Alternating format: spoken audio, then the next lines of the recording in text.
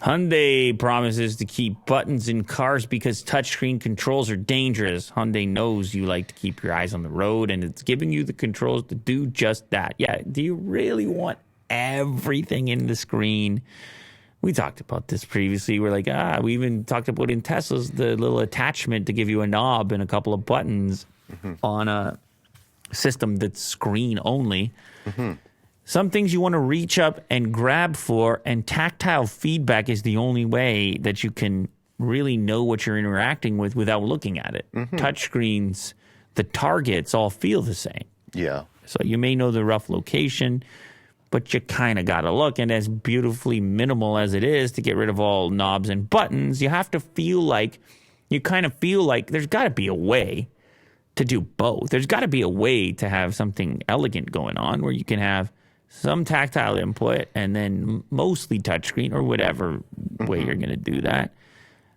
Anyway, Hyundai is probably citing some of those reports and studies where they've actually looked at how much more dangerous it is to have everything be touchscreen based. I'm guessing that's why they're citing safety concerns. We have used the physical buttons quite significantly the last few years. For me, the safety related buttons have to be a hard key.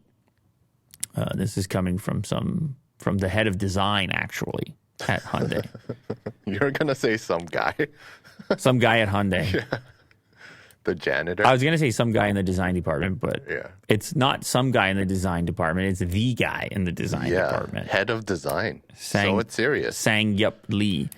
And I don't think he's wrong, honestly. I've been in enough vehicles, some with buttons, some without. And I miss having some tactile input and not have everything be a touchscreen. And even on the steering yoke on the Model S, your turn signals. There's no stock, and then your horn, like it's a button for the horn. I feel like the worst are you will never find that button for the horn when you actually need it.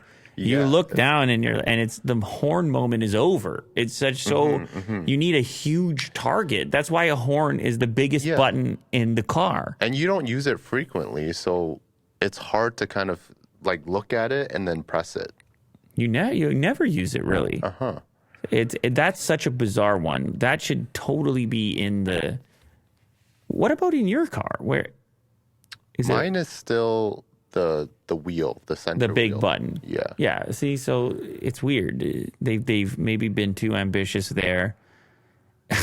Maybe it's a precursor to an auto honking car. It drives itself, honks. It honks. It knows when to honk based on circumstances. Oh, that's terrifying. Scary. Yeah, I don't know. I don't know why else you as a human input, it's nearly impossible to use in its current implementation. Anyway, in this case, they're talking about volume knobs, having a real volume knob, and then physical controls for HVAC is what they're talking about. I don't mind it. I hope that they have some sort of design language for both touchscreen and buttons. Because at a certain point, there's going to be like a mishmash of both. Unless it's just going to be pure touchscreen. I don't think that's going to be safe. But hopefully there's some sort of like pattern that develops through these new EVs that would hopefully just make it really intuitive. Somebody in the chat here says, come to Lagos. We use the horn a lot. There are different places, Will, York where City. The horn is a key input. You need to use it all the time. Like, beep, beep, beep, beep, beep, beep, beep, beep. Like it's like a constant input that you're using. So if you're navigating pedestrians, cyclists, animals. Yeah, we don't use it here that much. No, we never use it here. Very unusual.